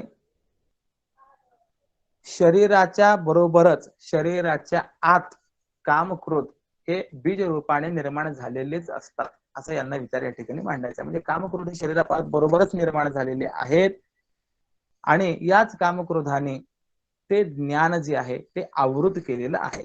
आवृतम ज्ञानमेतेन ज्ञानिनो नित्यवैरिणा कामरूपेण कौंतेय दुष्पुरेणा नलेनच. म्हणून ज्ञानाचा जो नित्य शत्रू असलेल्या त्या अग्नीप्रमाणे तृप्त होण्यास कठीण असलेल्या या कामाने हे ते ज्ञान झाकलेलं आहे. आता यावरती थोडंसं व्याख्यान देतात की त्याप्रमाणे ज्ञान तरी शुद्ध. वस्तुस्थितीने ज्ञान जर आपण पाहिलं तर हे ब्रह्मस्वरूप असल्यामुळे कसं आहे, शुद्ध आहे. परंतु ते या कामक्रोधाने झाकल्या गेले आणि म्हणून त्या ब्रह्माचं ज्ञान प्राप्त होणं हे अवघड होऊन बसलंय. म्हणून असं आहे की ज्याप्रमाणे पाण्यात प्रतिबिंब पाहायचंय, पण त्याच्यावरती जर काही आलेली असेल, शेवाळ आलेला असेल तर प्रतिबिंब दिसत नाही. मग गरज कशाची आहे, तर फक्त शेवाळ बाजूला करण्याची. शेवाळ बाजूला केलं की प्रतिबिंब दिसतं. त्याप्रमाणे हे कामक्रोध बाजूला केले की मूळचं असलेलं शुद्ध ब्रह्मस्वरूप आपल्याला दिसतं. म्हणून आधी कामक्रोधांना जिंकावं आणि मग ते ब्रह्मज्ञान प्राप्त होतं. परंतु जे अनिग्रही माणसं आहेत त्यांच्याकडून या कामक्रोधांचाच पराभव होत नाही. का? कारण की या कामक्रोधांना जिंकण्याकरता जे बळ अंगात आणावं ते अग्नीला जसं इंधन सहाय्य होतं त्याप्रमाणे त्याला ते सहाय्यच होत असतं. त्यामुळे यांना जिंकणं फार कठीण पडतं. इंद्रियाणी मनोबुद्धी रस्याधिष्ठान मुच्यते एतैर विमोहयत्येष ज्ञानमावृत्य देहिनाम. आता या 40व्या श्लोकामध्ये हे जे कामक्रोध आहेत यांना अधिष्ठान म्हणजे आश्रय कुणाचा आहे त्या संबंधामध्ये सांगतात. तर इंद्रिय, मन आणि बुद्धी हे त्या कामाचं अधिष्ठान म्हणजे आश्रय म्हटले जातात. आणि हा जो काम आहे हा ज्ञानाला झाकून इंद्रियादिकांच्या द्वारा देहाभिमानी जीवाला मोहित करत असतो. ज्याप्रमाणे आता थोडस मागे चला, म्हणजे श्लोक मध्ये आलाय आणि ओव्यांची अभंगांची संगती ही माग प्रश्न पुढपर्यंत आपल्याला घ्यावी लागते.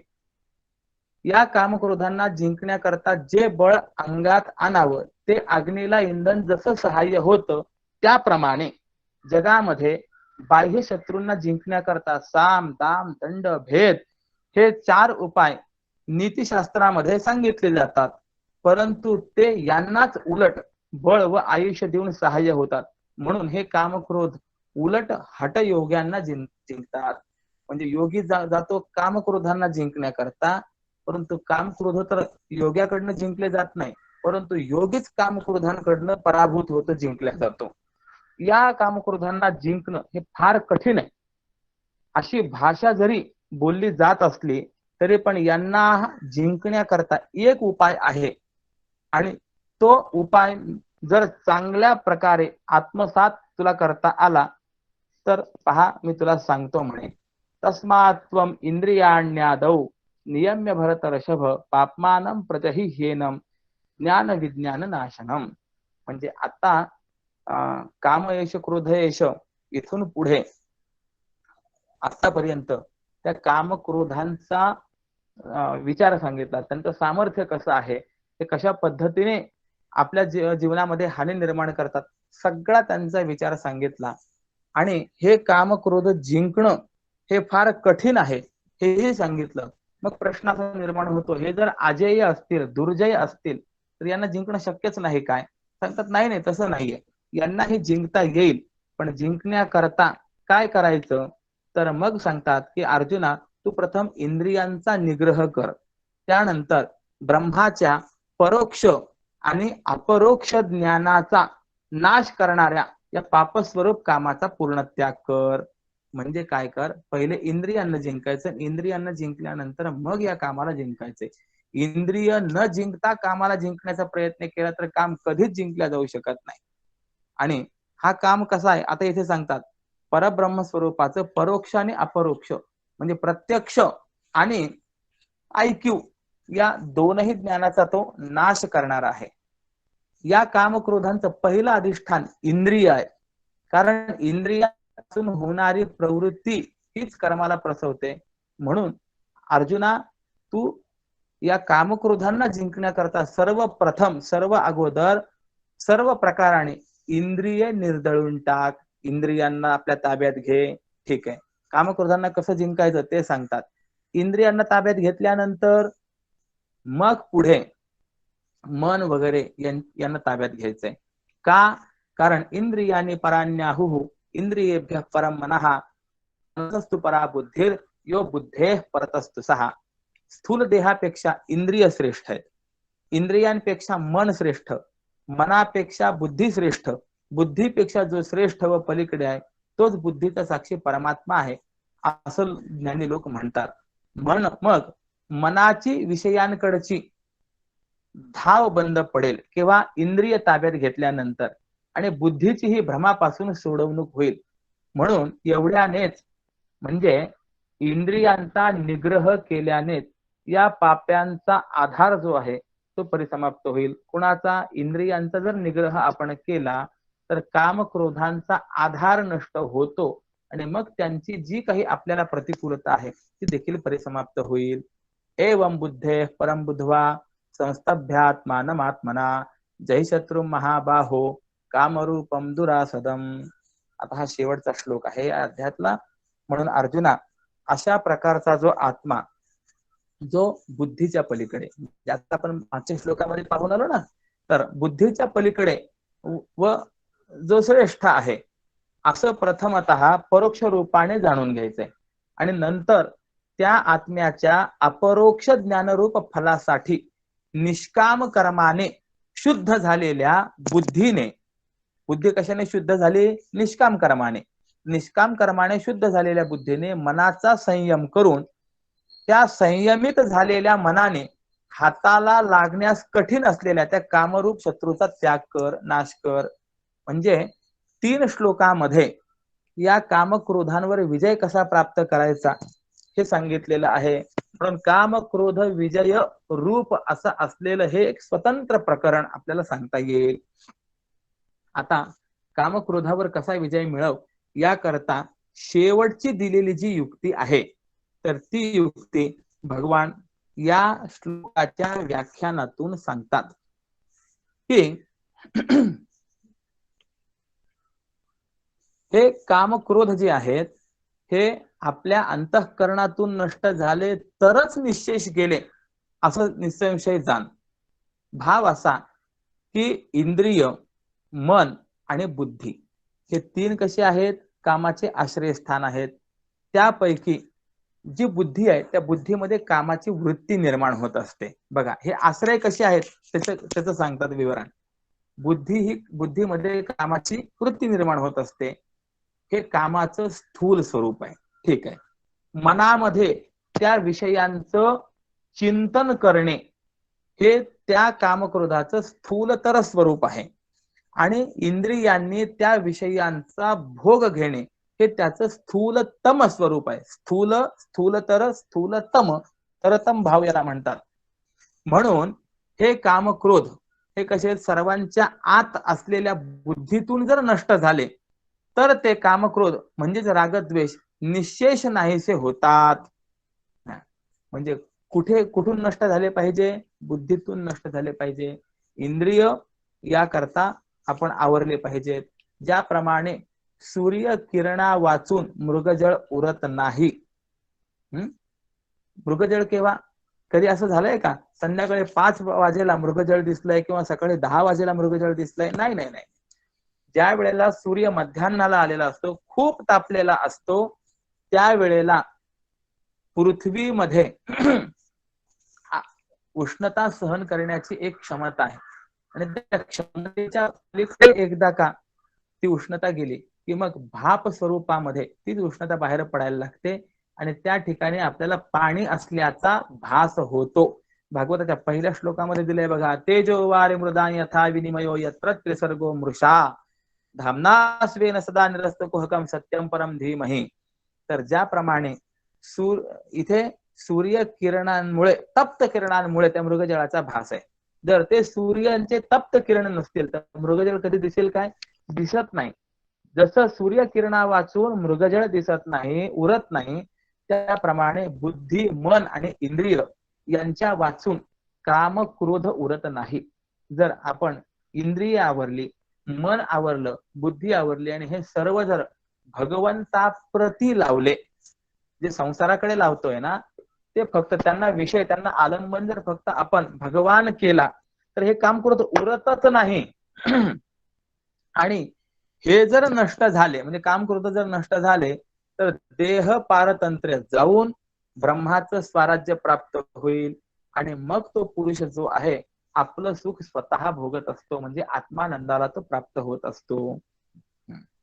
कारण तो मुक्त पुरुष गुरु शिष्यांच्या एकांतात होणाऱ्या संवादाने पद म्हणजे व्यापक ब्रह्म आणि पिंड म्हणजे परिच्छिन्न जीव यांचं जे ऐक्य होतं, त्या ऐक्याच्या ठिकाणी स्थिर राहून तो कोणत्याही काळामध्ये तिथून उठत नाही. म्हणजे जीव हा ब्रह्मैक्य निष्ठ राहतो. तत्त्वम असी, तत् पिंड त्वम नाही, तत्पद त्वम पिंड, तत् ब्रह्म त्वम जीव, हे तुम्ही एक आहात, असा जो काही गुरु शिष्यांचा संवाद होतो, त्याने जे जीव ब्रह्मैक्य प्राप्त होतं त्या ठिकाणीच तो निष्ठ राहतो. आणि अशा पद्धतीने या कामक्रोधांना आपल्याला जिंकता येऊ शकतं. याप्रमाणे सकळ सिद्धांचा रावो, सर्व सिद्धांचा जो राजा आहे, देवी लक्ष्मी याचा नाहो, जो देवी माता महालक्ष्मीचा पती आहे आणि जो देवाधिदेव आहे, तो भगवान श्रीकृष्ण अर्जुनाला सांगता झाला. असं संजयाने त्या धृतराष्ट्राला सांगितलेलं आहे की धृतराष्ट्रा, अर्जुनाने या कामक्रोधांच्या विषयी प्रश्न विचारला. म्हणजे त्याने अर्जुनाने खरा प्रश्न विचारला की बळजबरीने देखील, शहाणा देखील मनुष्य हा पापकर्मामध्ये का प्रवृत्त होतो. त्याच्यावरती व्याख्यान करताना भगवंताने असं असं सांगितलं, असं संजय हा धृतराष्ट्राला सांगतोय. आता पुढे माऊली म्हणतायत की पुन्हा भगवान श्रीकृष्ण एक जुनी गोष्ट सांगणार आहे आणि अर्जुन त्याविषयी प्रश्न करणार आहे. बर, मग ती गोष्ट मी तुम्हाला पुढे ऐकवणार आहे. मग त्या बोलण्याची योग्यता, त्या बोलण्यातील शांतादी रस आणि त्यातील विभाव अनुभवांचे भेद, या सर्व कारणांनी श्रोत्यांना श्रवण सुखाची समृद्धी होईल. म्हणजे याच्या पुढचा जो काही विचार आपल्याला ऐकायला मिळणार आहे, तर यामुळे काय होणार आहे, शांतादी रस, त्यातील विभाव अनुभवांचे भेद इत्यादीमुळे श्रोत्यांना श्रवण सुखाची वाढ होणार आहे. म्हणजे आणखीनच काही चांगलं ऐकायला मिळणार आहे. आणि म्हणून निवृत्तीनाथ महाराजांचे दास असलेले ज्ञानोबाराय म्हणतात की श्रोत्यांनी आपापल्या प्रतिभेला चांगल्या प्रकाराने प्रोत्साहित करून मग हा पुढच्या अध्यायातला श्रीकृष्णार्जुनाचा संवाद भोगावा. म्हणजे आतापर्यंत सांगितलं ते ठीक आहे, पण इथनं पुढे जे सांगणार आहे ते अधिकच महत्वाचं आहे, खूप चांगलं आहे, रसाळ आपल्याला ऐकायला मिळणार आहे. म्हणून श्रोत्यांनी आपापली प्रतिभा चांगल्या प्रकाराने प्रोत्साहित करावी, असं माऊली या अंतिम ओवीमध्ये सांगतात. आणि अशा पद्धतीने तृतीय अध्याय जो आहे तो या ठिकाणी परिपूर्ण होतो. आता श्रोत्यांनी आपल्या प्रतिभेला चांगल्या प्रकाराने प्रोत्साहित करावं म्हणजे नेमकं काय करायचं आहे, तर असं एक सांगता येईल की आपल्याला जर ज्ञानेश्वरी ऐकायची आहे तर आपणही पहिले ज्ञानेश्वरीचा अभ्यास करावा आणि मग ज्ञानेश्वरी ऐकावी. म्हणजे स्वतः अभ्यास करून नंतर जर आपण ऐकली, जो विषय आपण पुढे ऐकणार आहोत त्याचा जर आपण पहिले काही विचार केला आणि त्या विचारामध्ये आपल्याला काही प्रश्न निर्माण झालेले असतील तर त्या प्रश्नांची उत्तरं आपल्याला त्या ठिकाणी विशेष रीतीने ऐकायला मिळतील. काय होतं, जर आपण पहिले विषय पाहिलेलाच नसेल, विषयाचा काही संबंधच आपल्याला कल्पना नसेल, तर काय सांगतायत हे सुद्धा लवकर लक्षात येत नाही. परंतु विषय जर पहिले पाहिलेला असेल, बऱ्यापैकी ज्ञात असेल आणि त्यानंतर जर त्या विषयाविषयी आपण ऐकलं तर तो विषय अधिक स्पष्ट होत असतो. म्हणून या पद्धतीने आपण देखील तो प्रयत्न करावा. हेच प्रोत्साहन करणं, आपल्या प्रतिभेला प्रोत्साहित करणं आहे, असं म्हणणं काही वावगं ठरणार नाहीये. असो, कर्मयोगाचा विचार या ठिकाणी पूर्ण होतो. पुढे चौथा अध्याय जो आहे याचं चिंतन आपल्याला करायचं आहे. तर चौथा अध्याय हा फार महत्वाचा मानला गेलेला आहे. या विषयी थोडासा विषय प्रवेश फक्त आज मांडतो आणि उद्यापासून चतुर्थ अध्यायाच्या चिंतनाला आपण प्रवृत्त होणार आहोत. माऊलींनी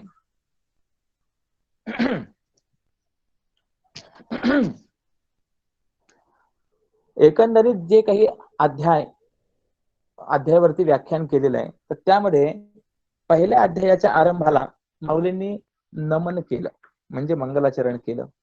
दुसरा अध्याय आणि तिसरा अध्याय बघा, यांच्या आरंभी माऊलींनी कुठेही मंगलाचरण केलेलं नाहीये, किंवा प्रस्ताव किंवा उपोद्घात म्हणूनही काही ओव्या लिहिलेल्या नाहीये.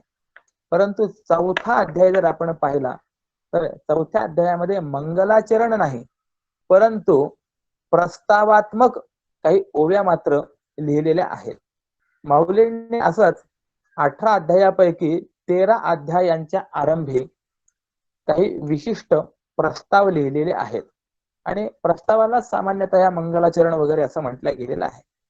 आता हा जो चौथा अध्याय आहे, तर याचा विचार करत असताना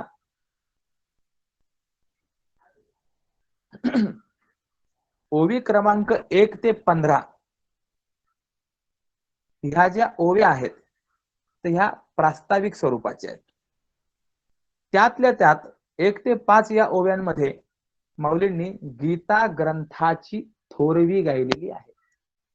हा गीता ग्रंथ कसा महत्वाचा आहे तो विचार मांडला. त्यानंतर 6वी ओवी जर आपण पाहिली तर माऊलींसमोर त्या वेळेला जे काही श्रोते होते, त्या संत श्रोत्यांनी माऊलींना सांगितलं, अरे हे गीतेचं महत्व आहे, जे आम्हाला मान्यच आहे, किंबहुना आम्हाला ठाऊकी आहे, परंतु तू मात्र आता वेगळं पाल्हाळ लावू नकोस. ज्या विषयाविषयी बोलण्याकरता प्रवृत्त झालेला आहेस, तो श्रीकृष्णार्जुन संवादच तू या ठिकाणी सांग आणि त्याला सुरुवात कर, असं 6व्या ओवीमध्ये सांगितलेलं आहे.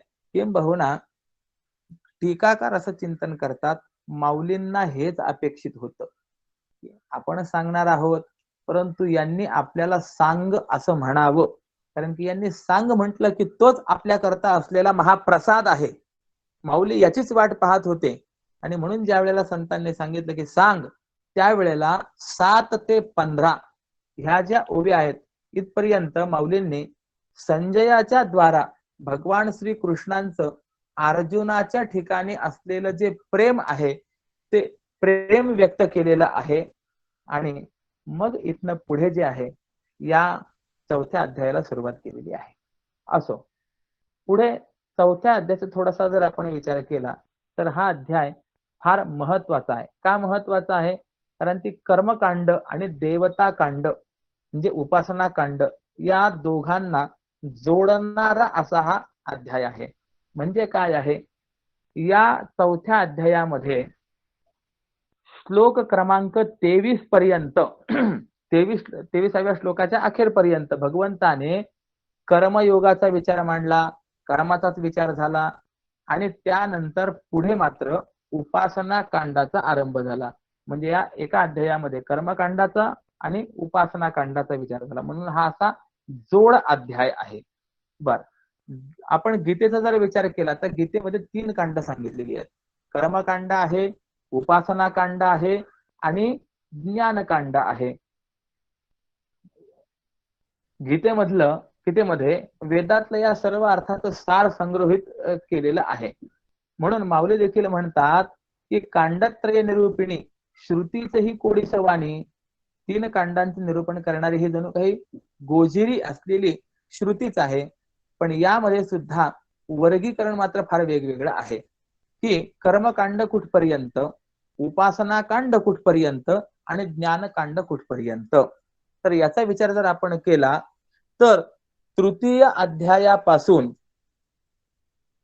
3रा अध्याय आणि चौथ्या अध्यायाच्या 23व्या श्लोकापर्यंत कर्मयोगाचा विचार आहे, कर्मकांडाचा विचार आहे. चौथ्या अध्यायाच्या 24व्या श्लोकापासून ते 11व्या अध्यायाच्या श्लोकापर्यंत उपासना कांडाचा विचार आहे, आणि तिथून पुढे 15व्या अध्यायापर्यंत 4 अध्यायामध्ये ज्ञानकांडाचा विचार आहे. अर्थात हे आपल्याला प्रत्येक वेळेला त्या ठिकाणी येणार आहे. म्हणजे एकंदरीत 18 अध्यायांपैकी 13 अध्यायांमध्ये भगवंताने मोक्ष प्राप्त्यर्थ कर्म, उपासना आणि ज्ञान ह्या 3 कांडांची रचना केलेली आहे. बघा काय झालं, पहिला अध्याय जर पाहिला तर अर्जुन विषाद योगी, रडारडीची सगळी, ठीक आहे. दुसरा अध्याय जर पाहिला तर दुसऱ्या अध्यायामध्ये 2 प्रकारची निष्ठा सांगितलेली आहे. एक कर्मनिष्ठा आणि दुसरी ज्ञाननिष्ठा. आपण पाहून आलो की नाही. मग त्या कर्मनिष्ठा आणि ज्ञाननिष्ठेच्या संबंधाने जो जो काही विचार किंवा जे जे काही प्रश्न अर्जुनाला उपस्थित झाले त्याचाच विस्तार या पुढच्या 15व्या अध्यायापर्यंत केला गेलेला आहे. म्हणजे दुसरा जो अध्याय आहे सांख्ययोग जो आहे तो बीज आहे आणि तृतीय अध्यायापासून 15व्या अध्यायापर्यंतचा विस्तार जो आहे तर तो त्याचा फळ आहे, विस्तार आहे. पुढे 16वा अध्याय जर आपण पाहिला त्यामध्ये दैवासुर संपत विभाग योग आहे. म्हणजे दैवी संपत्ती व आसुरी संपत्ती ही त्याच्यामध्ये सांगितलेली आहे. 17व्या अध्याय जर आपण पाहिला तर त्याच्यामध्ये 3 प्रकारच्या श्रद्धा, 3 प्रकारचे यजन, 3 प्रकारचे दान वगैरे असा विषय सांगितलेला आहे. म्हणजे त्याच्यामध्ये कर्मकांड, ज्ञानकांड वगैरे तसं नाही, तर स्वतंत्र एक एक एक विषय माऊली बोलत गेलेली आहे. आणि 18वा अध्यायाचा जर आपण विचार केला तर या दुसऱ्या अध्यायापासून 17व्या अध्यायापर्यंत सूत्र रूपाने जो विषय सांगितलेला आहे तोच विषय एका परिशिष्ट स्वरूपामध्ये 18व्या अध्यायामध्ये पुन्हा सांगितलेला आहे. म्हणजे 16, 17, 18 हे जे 3 अध्याय आहेत हे पुरवणी वजा आहेत असं आपल्याला म्हणता येतं. मग आता माऊलींच्या मते गीतेमधला जो हा 4था अध्याय आहे ना याला फार महत्व आहे. कारण की या 4थ्या अध्यायामध्ये कर्मकांडाची समाप्ती आणि उपासना कांडाला आरंभ झालेला आहे. बर, त्यामध्ये पुन्हा विशेष असं आहे की संजय भगवंताचं अर्जुनाविषयीचं प्रेम व्यक्त करत असताना असं सांगतात की या 4था अध्याय जो आहे या 4थ्या अध्यायामध्ये अर्जुनाने प्रश्न विचारला नाही तरी देखील भगवंताने उत्तर दिलेलं आहे.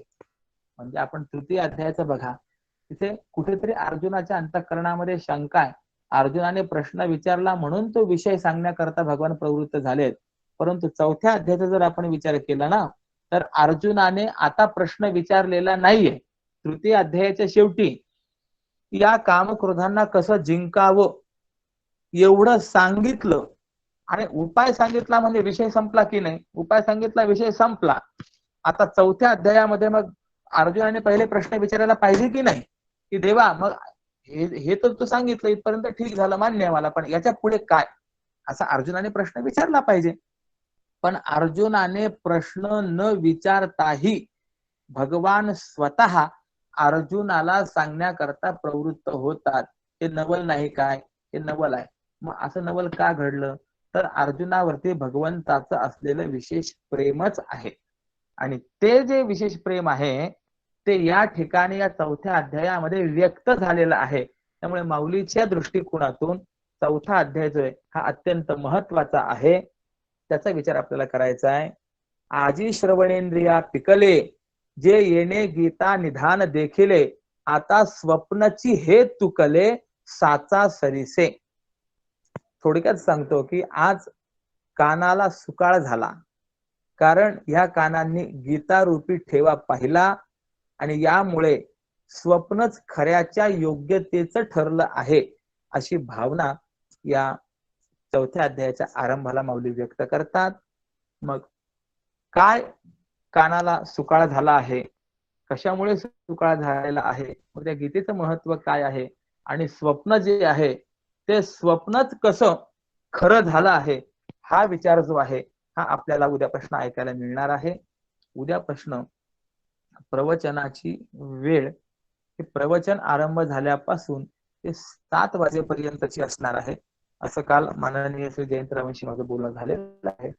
आणि रविवार दिनी सकाळी एक सत्र आणि संध्याकाळी एक सत्र, बाकीचे 6 दिवस फक्त संध्याकाळी 5 ते 7 या पद्धतीने चिंतन असणार आहे.